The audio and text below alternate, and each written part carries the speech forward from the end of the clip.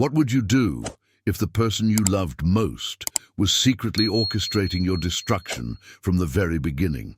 Queen Isabella believes she's living a forbidden romance. At 25, trapped in a loveless marriage to King Edmund, a man 30 years her senior, she's found passion in the arms of his son, Prince Adrian. She thinks their secret meetings are about love.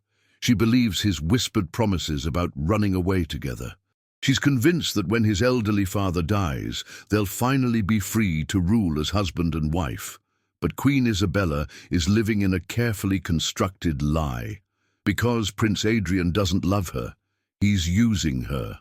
Every kiss is calculated, every tender moment is manipulation, every promise is a trap being set around her throat like a noose.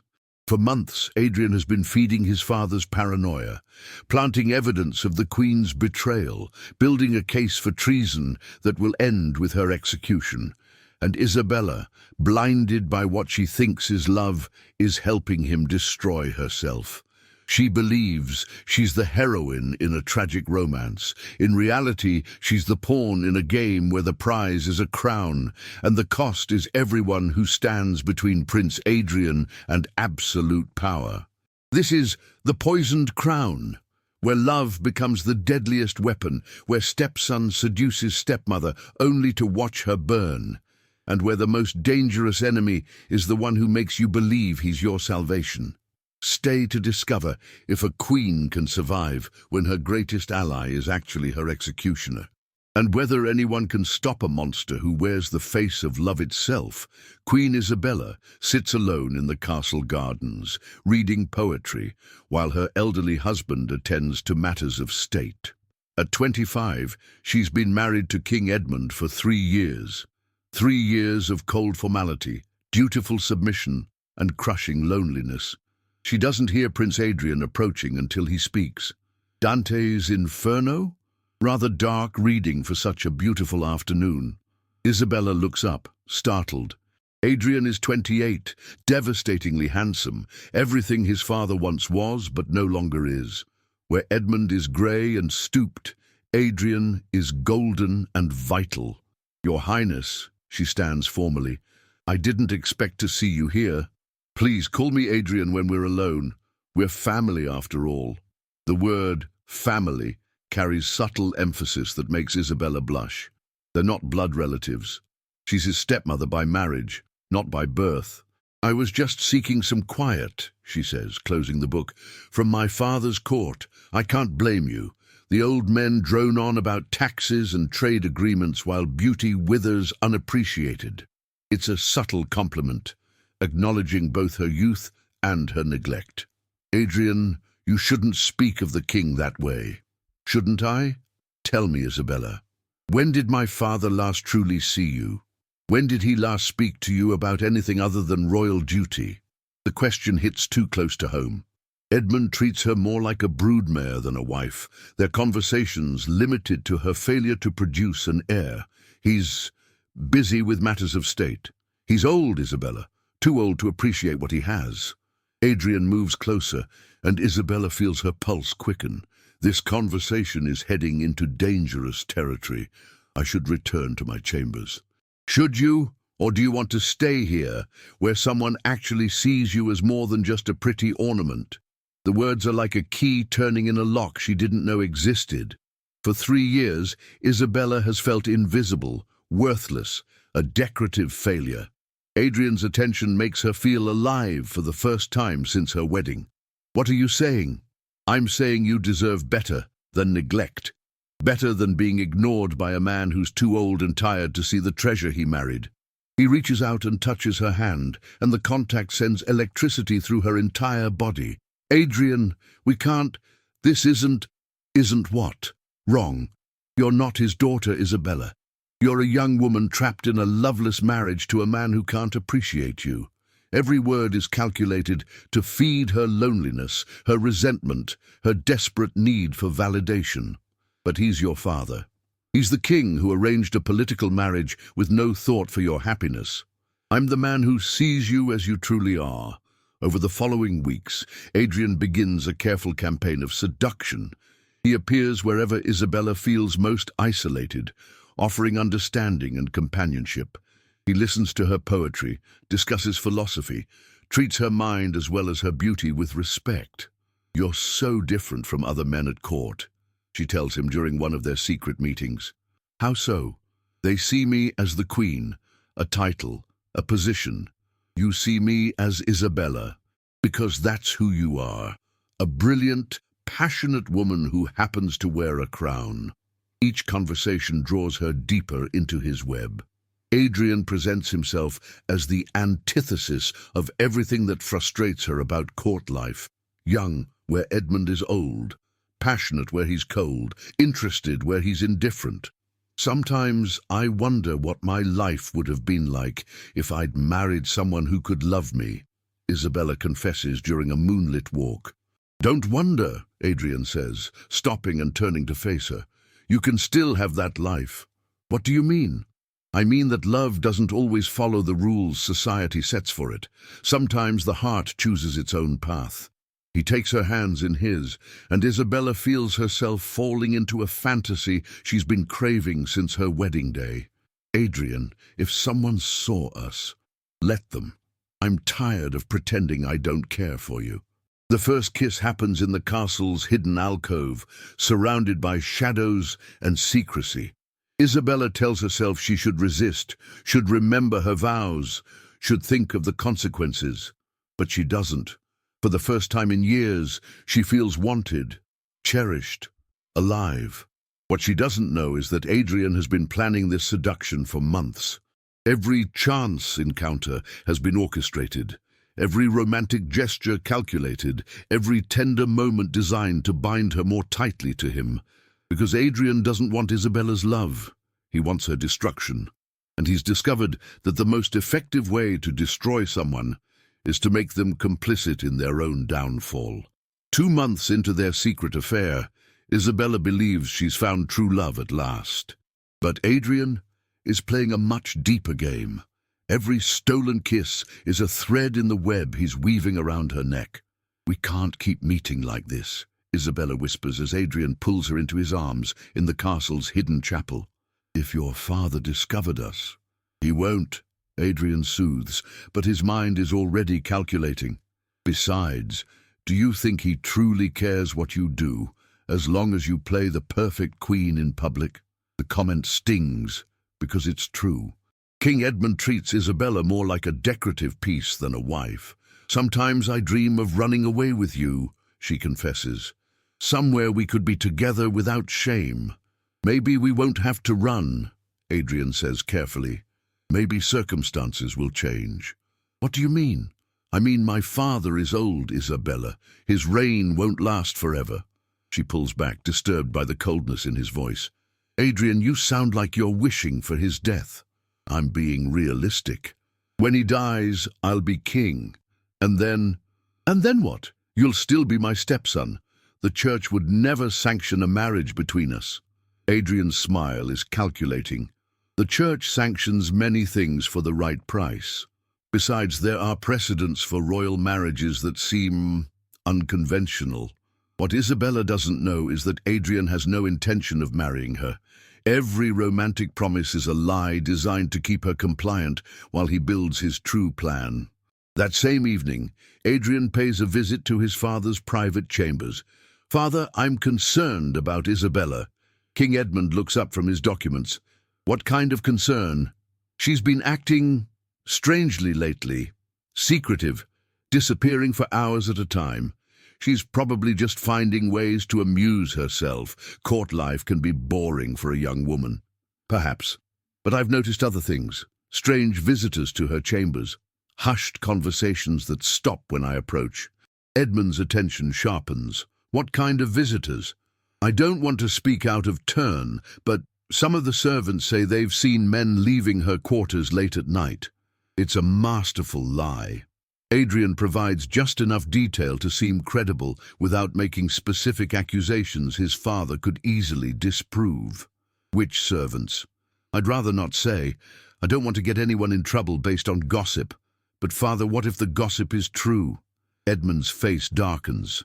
At 60, he's painfully aware that his young wife might seek satisfaction elsewhere. Have you seen anything yourself? I've tried not to spy on my stepmother, but yesterday I saw her burning letters in the fireplace. When she noticed me watching, she became very agitated. Another lie, but perfectly calculated to feed Edmund's growing paranoia. Over the following weeks, Adrian continues his psychological manipulation of both parties. He encourages Isabella's romantic fantasies, while simultaneously poisoning his father's mind against her. She asked me about poisons today, Adrian reports to Edmund after one of their secret meetings. Claimed she wanted to know about herbs for gardening, but the questions were specific. What kind of specific? Which plants could cause sudden illness? Which ones might be mistaken for cooking herbs?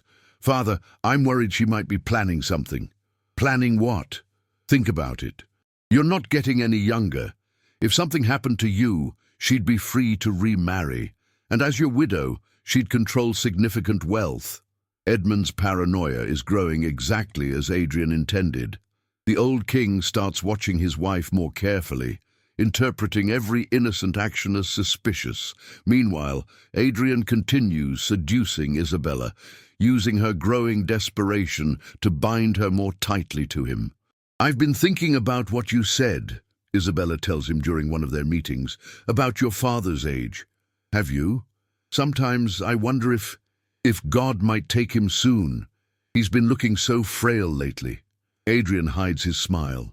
He successfully made Isabella wish for her husband's death, which will make his final betrayal even more devastating. Isabella, you shouldn't say such things. I know, but I can't help dreaming of a time when we can be together openly. And what if that time came sooner than expected? She looks at him questioningly. What do you mean? I mean, what if circumstances changed? What if you were free? You mean if he died naturally? I mean if you were a widow instead of a wife. The conversation plants a seed in Isabella's mind that Adrian might help accelerate his father's demise. She doesn't ask directly, but she begins to hope that he will. This is exactly what Adrian wants. He's maneuvering Isabella into a position where she'll appear complicit in any plot against the king, even though the plot exists only in his manipulation. Because Adrian's real plan isn't to kill his father, it's to make his father kill Isabella. And every romantic moment, every whispered promise, every stolen kiss is just another piece of evidence he'll use to destroy the woman who thinks he loves her. 3 months into their affair, Adrian begins the most diabolical phase of his plan. While Isabella dreams of their future together, he starts planting evidence that will damn her in her husband's eyes. My love, Isabella whispers during one of their secret meetings, I received a letter today. Someone knows about us. Adrian's concern appears genuine. What kind of letter? Anonymous. It said someone has been watching us, taking notes. They're threatening to tell your father unless what? Unless I pay them gold to keep silent. Adrian pretends to be alarmed. Isabella, this is blackmail. We have to be more careful. But Adrian wrote the letter himself. It's the first step in making Isabella appear guilty of far more than adultery. What should I do? She asks desperately. Pay them for now. We can't risk exposure yet. But keep the letters. We'll need evidence if we ever have to expose this blackmailer. So Isabella begins paying the fictitious blackmailer with gold from her personal treasury, creating a paper trail that will later suggest she was funding some mysterious conspiracy. Meanwhile, Adrian escalates his psychological warfare against his father. Father, I'm worried about the security of your private chambers. King Edmund looks up from his correspondence. What kind of security concerns? I've noticed that your key to the royal treasury has been moved several times.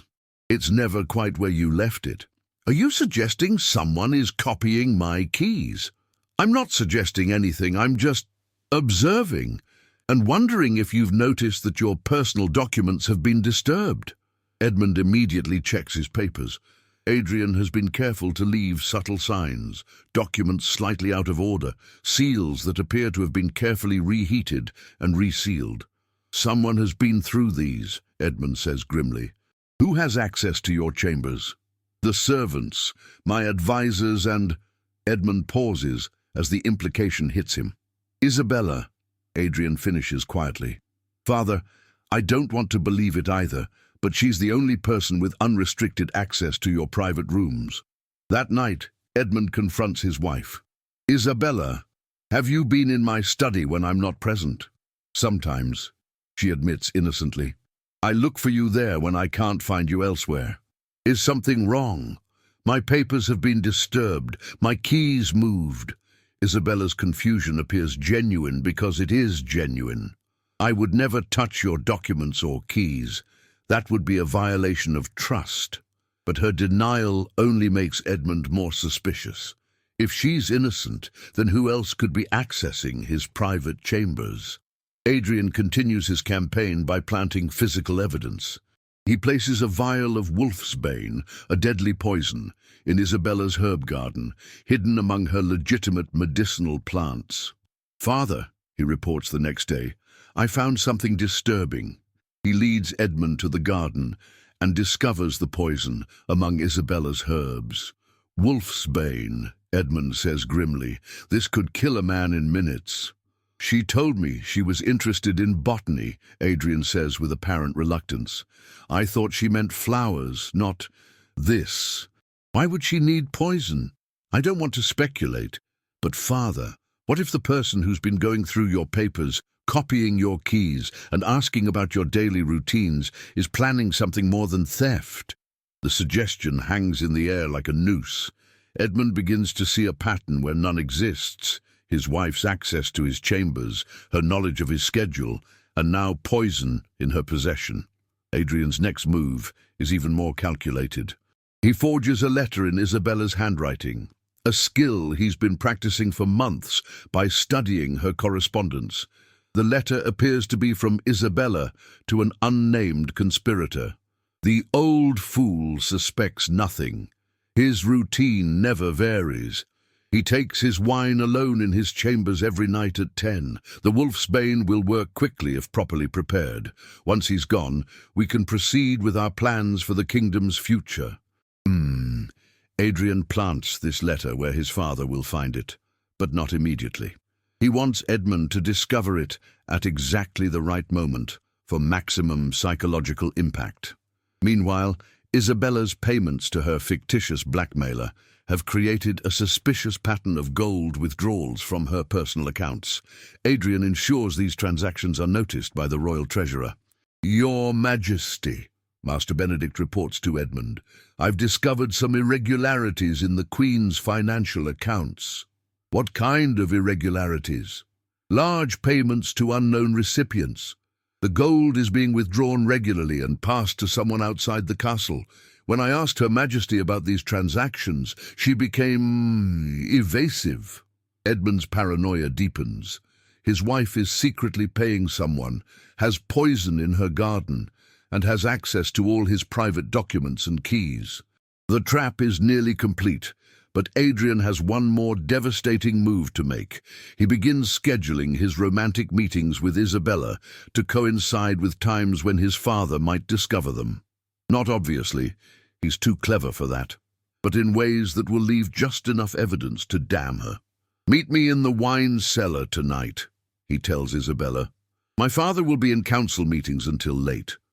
But Adrian has deliberately given his father incorrect information about the council's duration. Edmund returns early to find Isabella's cloak in the cellar, along with evidence of a romantic encounter.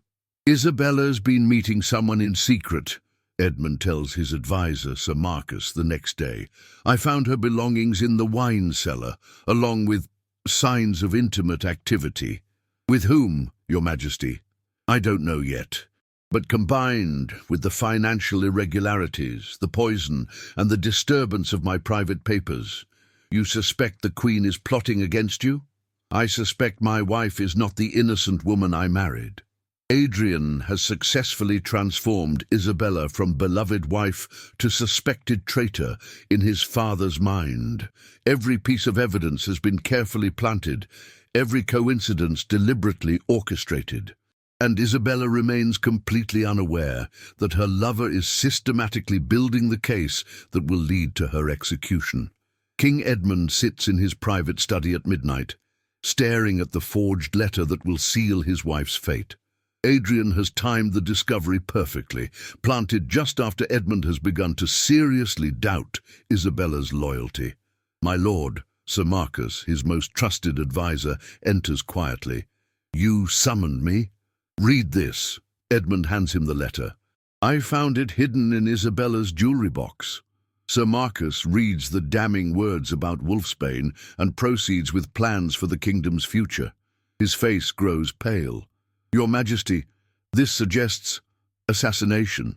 It suggests my wife is planning to murder me and take the crown." But Sir Marcus, who has served the royal family for 30 years, notices something odd. "My lord, forgive me, but this seems unusually direct for a conspiracy. Why would the Queen write down such explicit plans?" "Because she's young and foolish," Edmund snaps, his paranoia overriding logic. "She thinks I'm too old and trusting to suspect her." "Perhaps. But, Your Majesty, have you considered that someone might be trying to turn you against the Queen?" The suggestion makes Edmund's eyes narrow dangerously. "Are you questioning my judgment, Marcus?" "Never, my lord. I'm questioning the evidence.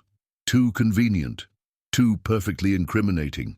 But Edmund's paranoia has reached the point where even reasonable doubts appear to be part of the conspiracy. "How do I know you're not involved? How do I know Isabella hasn't corrupted you as well?" Sir Marcus realizes the king's suspicion has become a madness that will consume everyone around him. Meanwhile, Adrian continues manipulating both sides of the equation. He meets with Isabella in their secret chamber, playing the devoted lover while internally celebrating how perfectly his trap is closing. "You seem distracted tonight," Isabella observes, stroking his face tenderly. "I'm worried about us. My father has been asking strange questions about your activities." "What kind of questions?" "About your herb garden, your financial accounts, your visits to his study."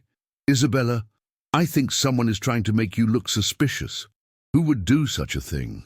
"I don't know, but we need to be more careful. If my father begins to doubt you..." Adrian's performance is flawless. He appears to be protecting her while actually ensuring she acts in ways that confirm his father's suspicions. "Maybe we should stop meeting for a while," Isabella suggests reluctantly. "No," Adrian says with feigned desperation. "I can't bear to be apart from you. We just need to be smarter about it." He kisses her passionately, and Isabella melts into his arms, completely trusting the man who's orchestrating her destruction. The next morning, Edmund takes a more direct approach to investigating his wife. He assigns guards to follow her secretly, monitor her correspondence, and report on her daily activities. "Your Majesty," Captain Reynolds reports, "the Queen has been observed in unusual behavior, such as she speaks to herself frequently, appears to be rehearsing conversations. Yesterday, she was overheard practicing phrases like, 'It's for the good of the kingdom,' and 'He'll never suspect.' These fragments are actually Isabella rehearsing how she might eventually tell Edmund about her affair, practicing ways to confess that won't destroy her marriage completely. But in Edmund's paranoid state, they sound like an assassin preparing her justifications. She's also been burning papers regularly," Reynolds continues, "always late at night, always alone." Isabella has been burning Adrian's love letters to prevent discovery, but Edmund interprets this as destroying evidence of her treasonous correspondence. Edmund's paranoia spreads to his entire court. He begins suspecting everyone of potential complicity in his wife's supposed plot. "Sir Thomas," he questions his chancellor, "how long have you been taking private meetings with the Queen?" "Your Majesty, I meet with Her Majesty only about routine household matters." "Routine, or are you helping her plan my demise?" The accusation is so wild that Sir Thomas realizes the king's mind is seriously unbalanced. "My lord, with respect, Queen Isabella has shown no signs of disloyalty. These suspicions seem..." "Seem what?" Unfounded. Then explain the poison in her garden, explain her secret payments, explain why she has copies of my private keys. Sir Thomas doesn't know about any of these things because they're either fabricated or misinterpreted. But his ignorance only makes Edmund more suspicious. You're either incompetent or complicit, Edmund declares. Either way, you're no longer trusted with sensitive matters. Adrian watches his father's paranoia consume the court with satisfaction. Every advisor who questions the evidence against Isabella gets dismissed or demoted, leaving only those who will validate Edmund's delusions. The final psychological break comes when Edmund decides to test his wife directly. "Isabella," he says during dinner, speaking casually, "I've been having trouble sleeping lately. Do you know of any herbs that might help?" "Of course," she replies innocently. "Chamomile, lavender, valerian root. I could prepare a sleeping draught for you." How thoughtful, and how quickly would such a draught work? Usually within an hour. A deep, restful sleep. To Edmund's paranoid mind, this sounds like Isabella offering to drug him unconscious, the perfect opportunity for assassination.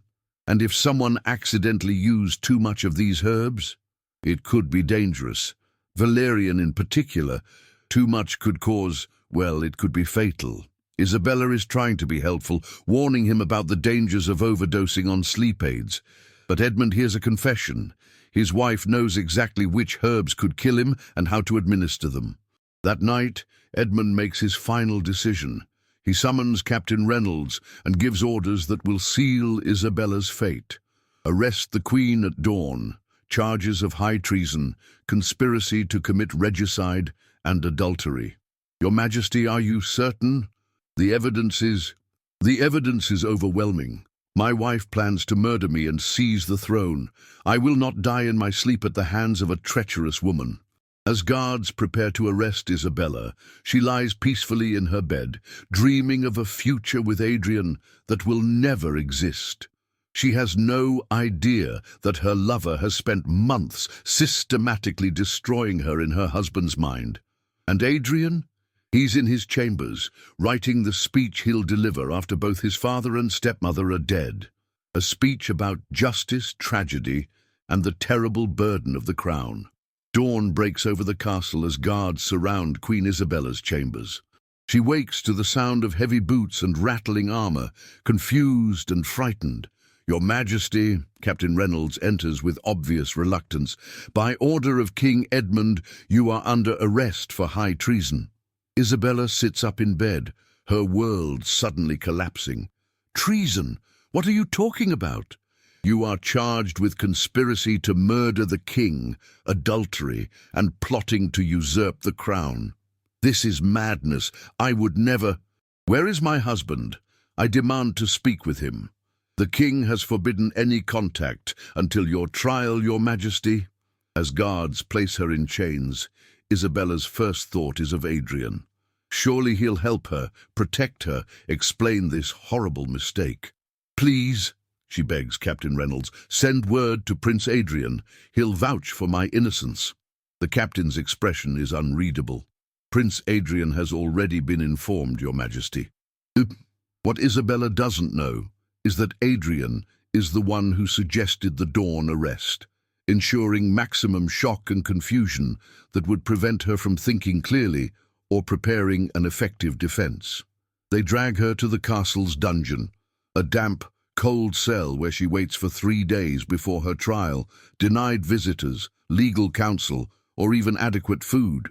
The isolation is designed to break her spirit before she faces her accusers. When the trial begins, the great hall is packed with nobles, clergy, and curious courtiers. King Edmund sits on his throne, looking haggard and aged beyond his years. The paranoia has consumed him, leaving hollow eyes and trembling hands. Isabella is brought in wearing simple prisoner's robes, her hair unkempt, her face pale from her ordeal. She searches the crowd desperately for Adrian, but doesn't see him anywhere. Chief Justice Blackwood presides. "Isabella of House Montrose, you stand accused of high treason against the crown. How do you plead?" "Not guilty," she says firmly, her voice carrying across the silent hall. "I have never plotted against my husband or this kingdom." Your Majesty, the prosecutor, Sir William Ashford, begins, we will prove that the accused has systematically planned the king's assassination while conducting an adulterous affair and stealing from the royal treasury.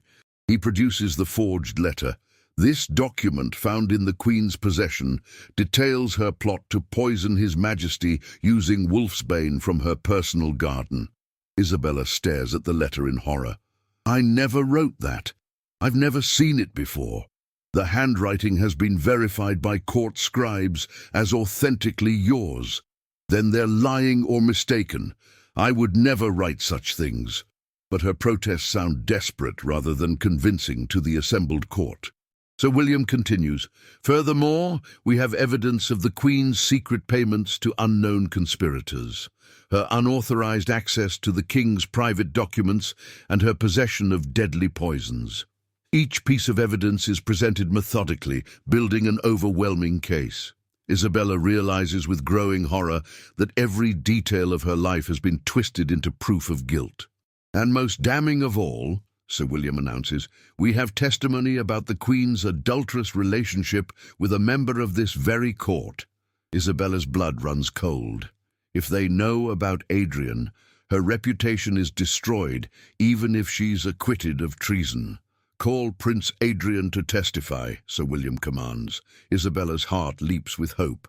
Finally, Adrian will explain everything, tell them about their love, reveal who's really behind this conspiracy. Adrian enters the hall wearing court dress, his expression solemn and pained. But when Isabella catches his eye, expecting reassurance, she sees something that chills her soul: coldness, calculation, and the look of a stranger. Prince Adrian, Sir William begins, please tell the court about your relationship with the accused. I regret to say that Queen Isabella has been pursuing me inappropriately for several months. The words hit Isabella like physical blows. What? Adrian, no, tell them the truth. She began with subtle advances, Adrian continues, his voice steady and convincing, seeking private meetings, writing romantic letters, making inappropriate declarations of love. You're lying, Isabella screams, finally understanding the depth of his betrayal. You pursued me, you said you loved me. I tried to discourage her gently, but she became increasingly desperate and persistent. Isabella turns to King Edmund, tears streaming down her face. He's lying. He seduced me. He told me he loved me. But Edmund sees only a desperate woman trying to destroy his son to save herself. Adrian delivers his final devastating blow. Your Majesty, I believe the Queen thought that if she could seduce me, she could use me to help eliminate my father and seize the throne for herself.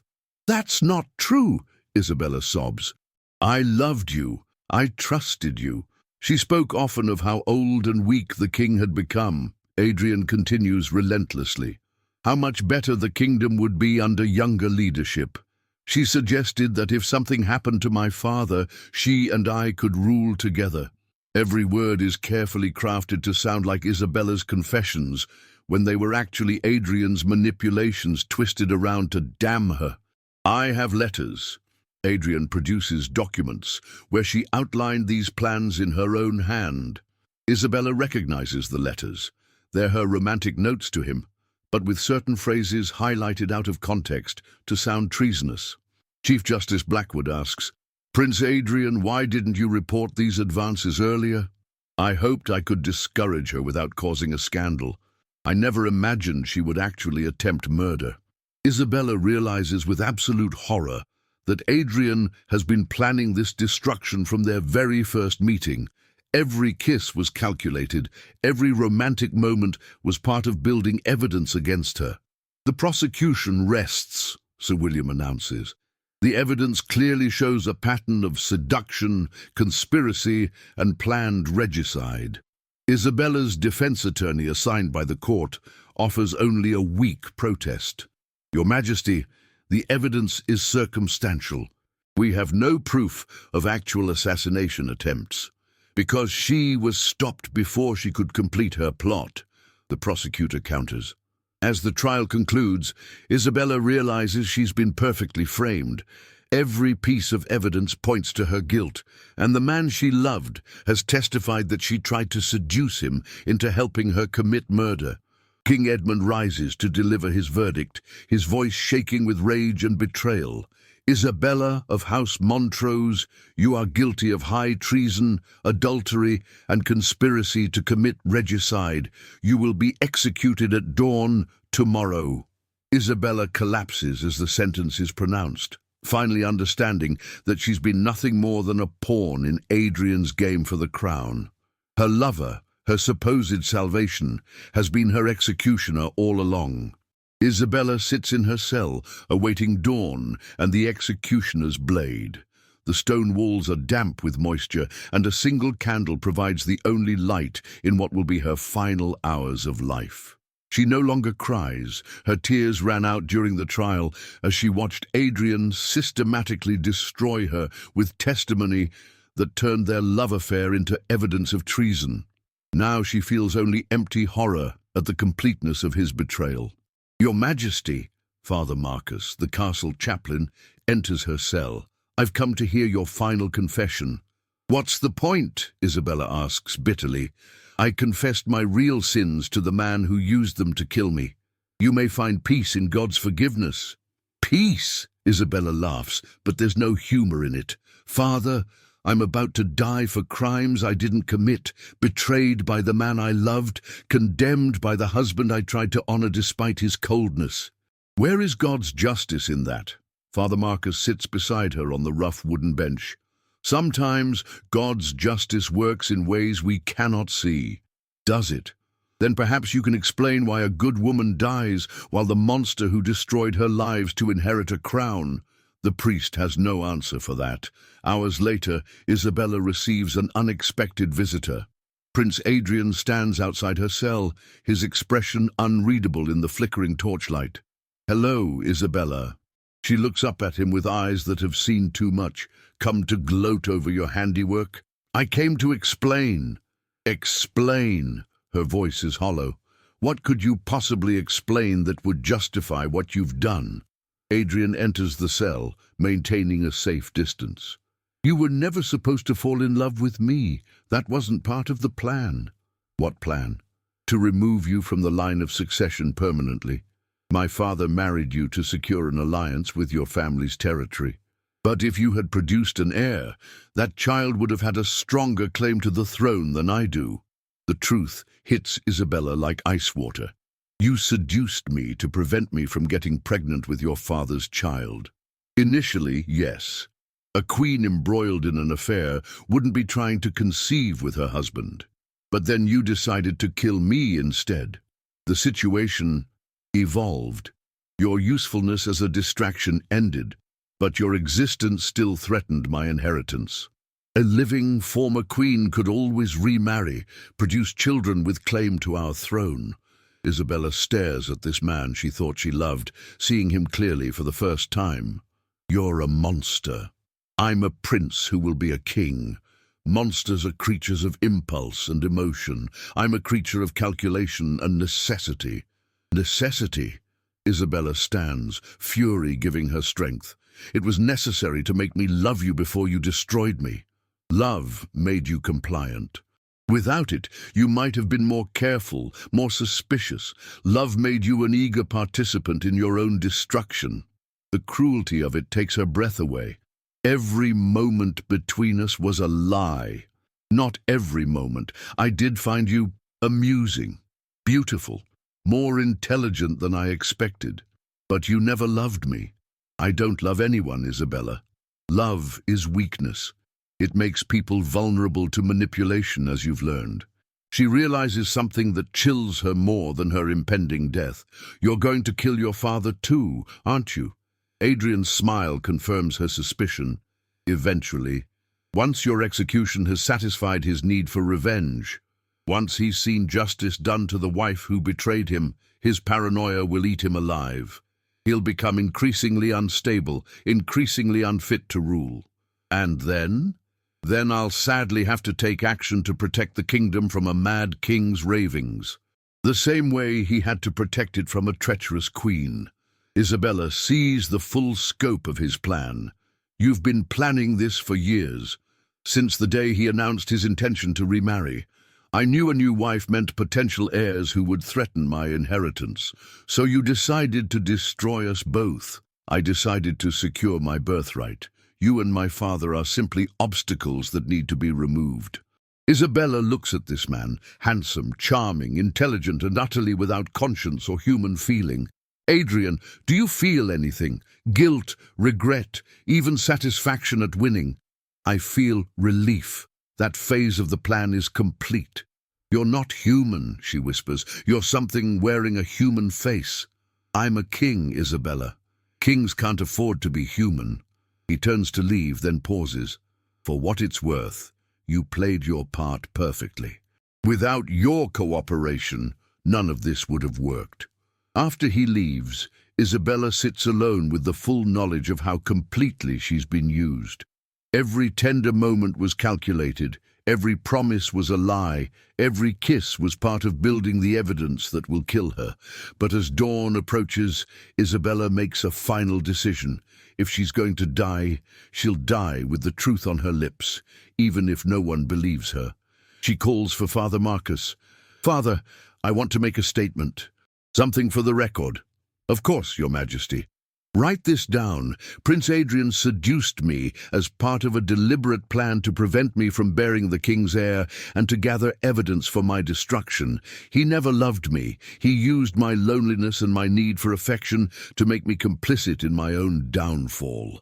He plans to kill his father next, once my execution has broken the king's mind with guilt and paranoia. Father Marcus writes reluctantly, Your Majesty, these are serious accusations. They're true accusations, and when Adrian takes the crown over his father's dead body, remember that a condemned queen tried to warn you. As the sun rises and the executioner prepares his blade, Isabella faces her death, knowing that she's spoken the truth, even if no one will believe it until it's too late. Her final thought as she kneels before the block is not of the love she thought she'd found, but of the hatred she's earned from a monster who wore the face of the man she loved. The executioner's axe falls at dawn, and Queen Isabella dies with Adrian's name on her lips, not as a lover's final plea, but as a curse. King Edmund watches from his balcony as his wife's head rolls into the straw, and for the first time since the trial began, he feels something other than rage. He feels doubt. It's done, Your Majesty, Captain Reynolds reports when Edmund returns to his chambers. The Queen died with dignity. What did she say at the end? She maintained her innocence, Your Majesty. She claimed Prince Adrian had deceived everyone, including her. The words hit Edmund like physical blows. Even facing death, Isabella had accused his son. She was desperate, Edmund tells himself aloud. Desperate people say anything. But doubt has taken root in his mind, and like poison it spreads quickly. Over the following days, Edmund finds himself re-examining the evidence that condemned his wife. In his grief and paranoia, he begins to notice inconsistencies he'd missed before. The forged letter. Why would Isabella write down such explicit plans? The financial records? Why would she be so careless about covering her tracks? The poison in her garden? Why keep it where it could be easily discovered? Sir Marcus, he calls his old advisor, one of the few who'd questioned the evidence. Your Majesty? Marcus enters warily, knowing the king's mental state has become increasingly unstable. The trial. Do you still believe the evidence was too convenient? Marcus hesitates, knowing this conversation could cost him his life. Your Majesty, I serve at your pleasure. If you found the Queen guilty, answer my question. Do you think someone could have fabricated evidence against Isabella? It's possible, Your Majesty. The timing of each discovery was remarkably precise. Edmund's hands shake as he pours wine. If someone wanted to destroy the Queen, how would they do it? They would need access to her quarters to plant evidence, knowledge of her handwriting to forge documents, understanding of her daily routines to predict her behavior. And they would need someone she trusted completely to gather information about her thoughts and fears. The implication hangs heavy in the air.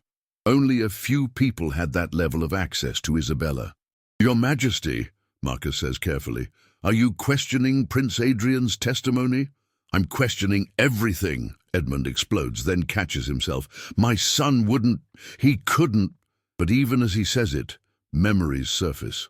Adrian's convenient discoveries of evidence, his detailed knowledge of Isabella's supposed conspiracy, his perfect timing in reporting each new piece of the puzzle.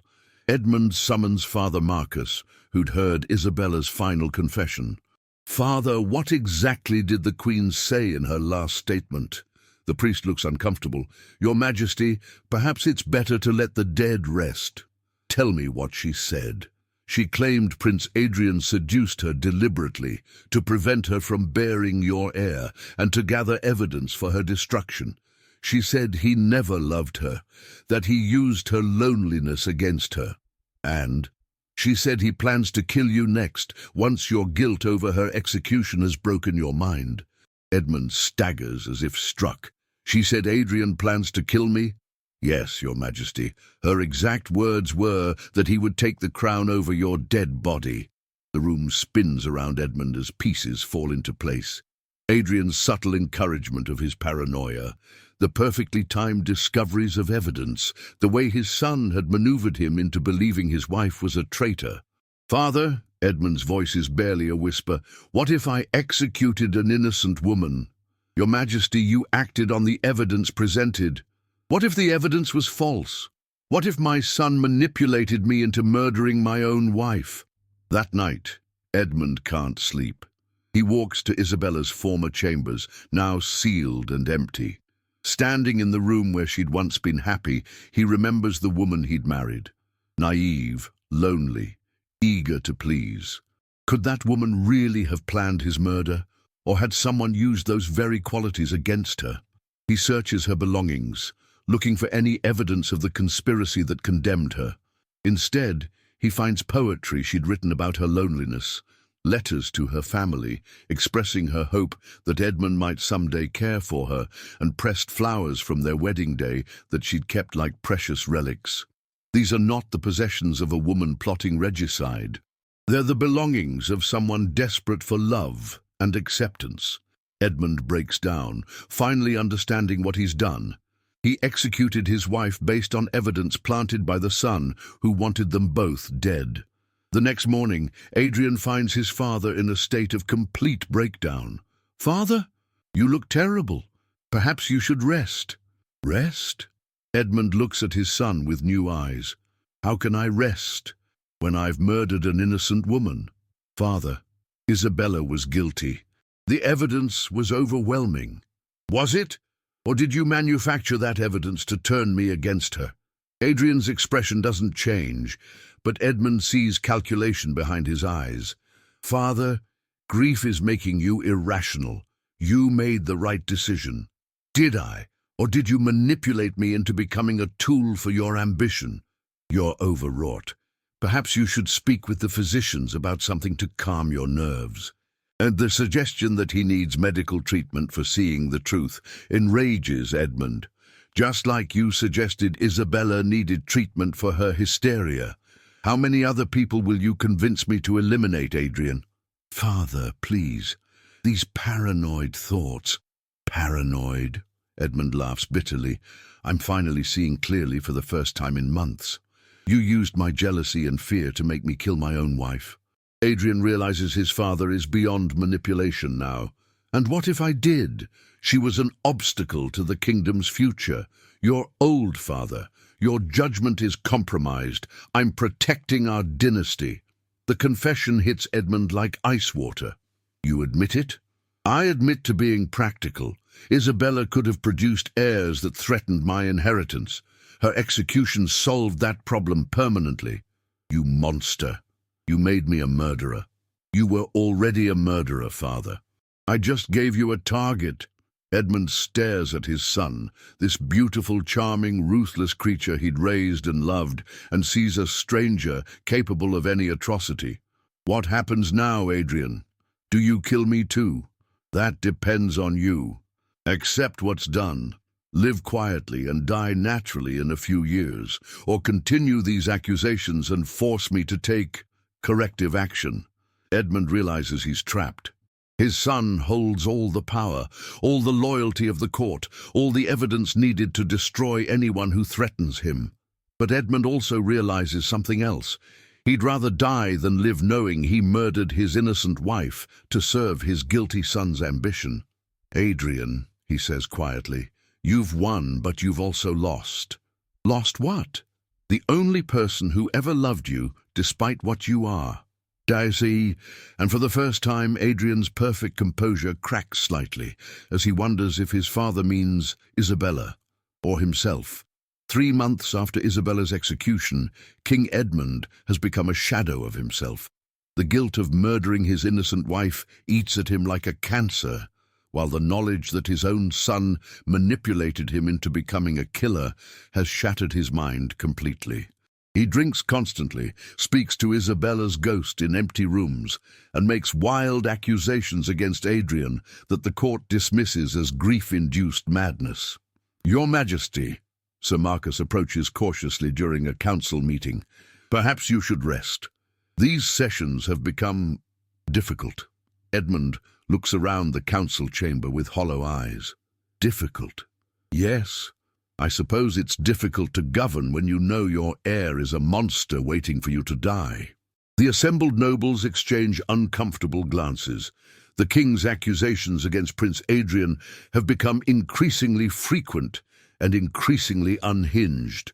"Father," Adrian says with perfect concern, "you're not well. These delusions about me planning your death." "Delusions?" Edmund laughs bitterly.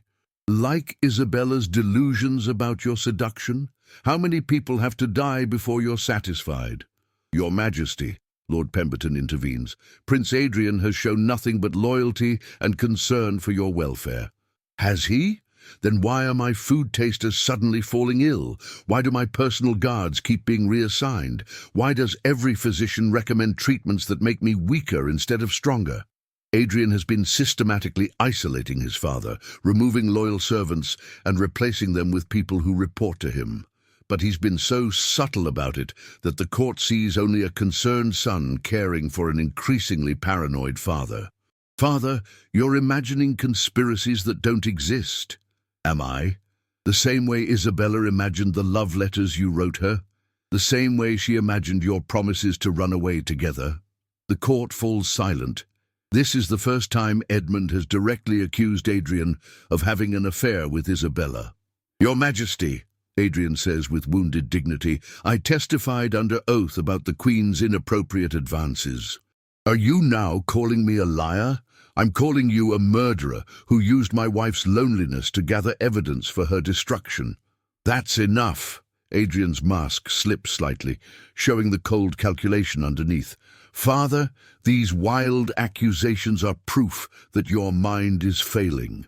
But Edmund's accusations have planted seeds of doubt in some minds. Sir Marcus remembers his own concerns about the evidence against Isabella.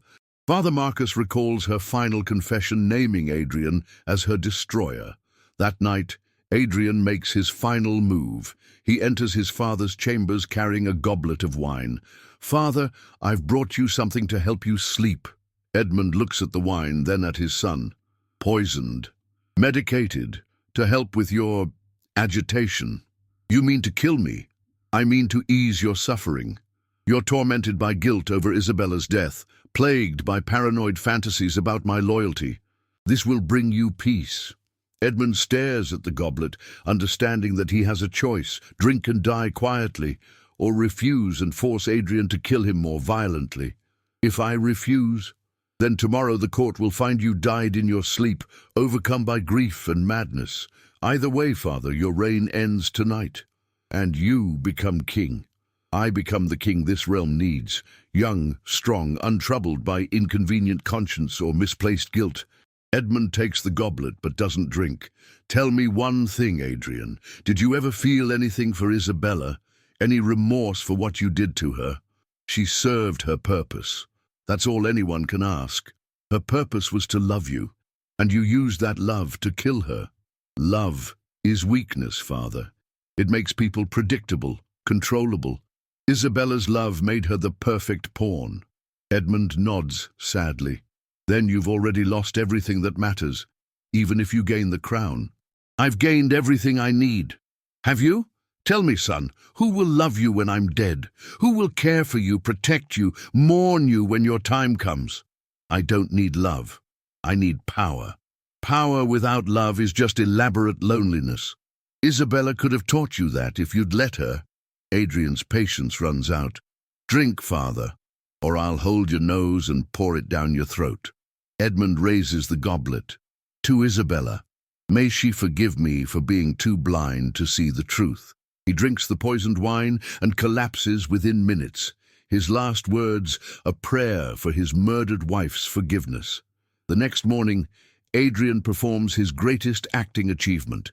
He discovers his father's body and collapses with apparent grief, calling for help and weeping convincingly over the old king's corpse. He couldn't live with the guilt, Adrian tells the assembled court. The knowledge that his beloved wife had betrayed him broke his heart. Your Highness, Sir Marcus says carefully, some of us heard the late king's accusations about your involvement in the Queen's affairs. My father was mad with grief. Adrian replies sadly, he needed someone to blame for his wife's betrayal, and I became a convenient target. It's a brilliant explanation. The grieving son, unjustly accused by a father driven insane by his wife's treason. The realm needs stability, Adrian continues. I will rule with the wisdom my father taught me and the justice Isabella's crimes demanded. That afternoon, Prince Adrian is crowned King Adrian I in a ceremony that emphasizes his tragic ascension, forced to take the throne after losing both parents to betrayal and madness. But that night, alone in the royal chambers, Adrian opens a locked chest and examines his treasures. Isabella's real love letters to him, expressing genuine devotion and trust. His father's final letter, written before his madness, expressing pride in his son and hope for the kingdom's future. Two people had loved him completely, and he destroyed them both to gain a crown. For the first time sitting on the throne he'd murdered for, Adrian wonders if his father was right. Power without love is just elaborate loneliness, but it's too late for regrets. The poisoned crown is his, bought with the blood of everyone who'd ever cared about him. And in the empty castle, where once there had been laughter, conversation, and family dinners, King Adrian the rules alone over a kingdom built on lies. He has everything he wanted and nothing that matters.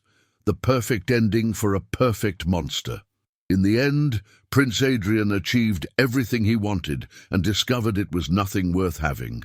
He sits on his throne, king of a realm built on the corpses of everyone who ever loved him, and finally understands what his father meant.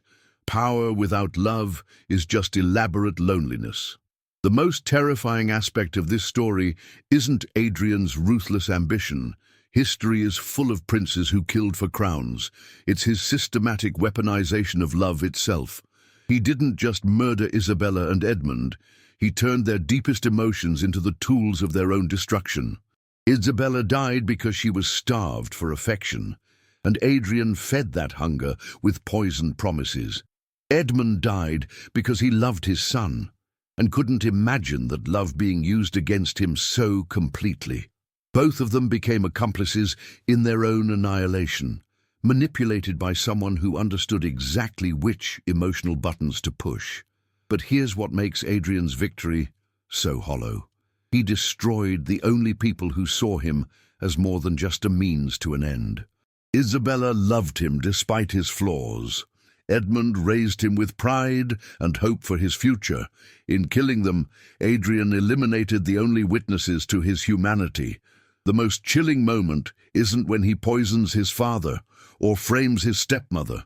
It's when he sits alone in his empty castle, surrounded by the silence of a court that fears him but will never love him. He's gained absolute power and lost the only thing that makes power meaningful. People who care whether you live or die. This story forces us to confront some uncomfortable truths about manipulation and trust. When someone makes us feel special, chosen, understood, how do we distinguish genuine affection from calculated seduction? When the people we trust most have access to our deepest vulnerabilities, how do we protect ourselves without becoming paranoid and isolated? And when ambition conflicts with conscience, which voice do we listen to? The truth is, we all have people in our lives who could destroy us, if they chose to, because love requires vulnerability, and vulnerability can always be weaponized by those without conscience. Adrian's mistake wasn't in being ruthless. It was in believing that power could substitute for human connection. He thought that being feared was equivalent to being loved, that being obeyed was the same as being valued. But fear creates enemies, not allies. Obedience born from terror generates rebellion, not loyalty.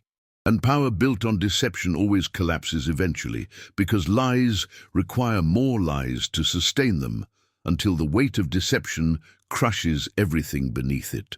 The most profound tragedy isn't that good people died. It's that a person capable of inspiring genuine love chose to destroy that gift instead of treasuring it. Adrian could have been loved, could have ruled through inspiration instead of intimidation, could have built a legacy of justice instead of a throne of bones. Instead, he chose the poisoned crown, beautiful to look at, deadly to wear.